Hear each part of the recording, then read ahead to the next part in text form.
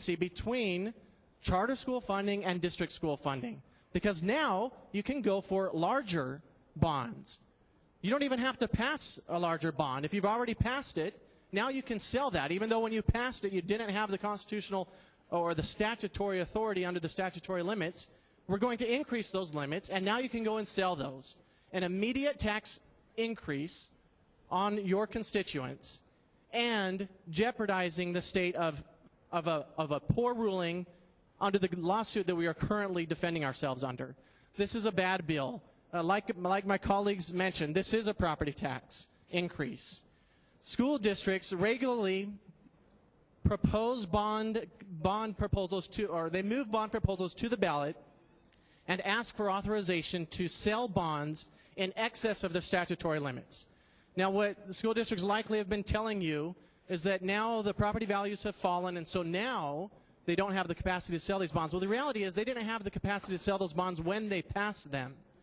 But when they passed them, they anticipated that assessed values would increase, and as they increased over the 10 years of that bond package, they would sell additional bonds.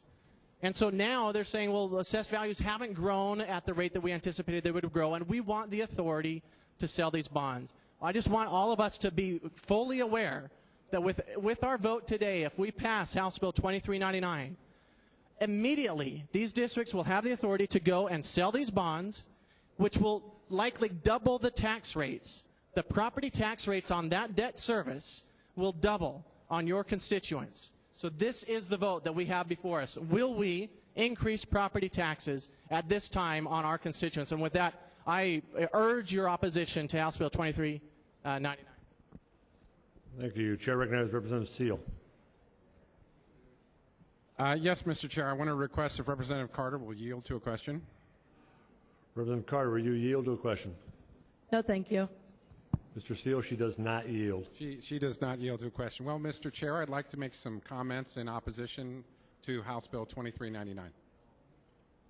The floor is yours. Mr. Chair, I concur with Mr. Olson and my other esteemed colleagues like Mr. Allen and Debbie Lesko that this is very, very bad policy. Although this does not trigger Prop 108 because it's not state government, but we're authorizing local governments and school districts to increase the tax burden on the citizenry.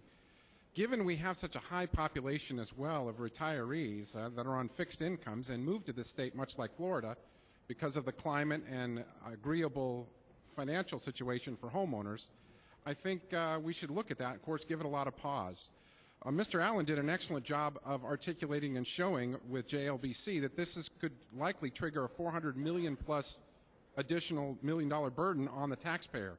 That seems, Mr. Chair, rather extreme and tyrannical form of government, extremely excessive government.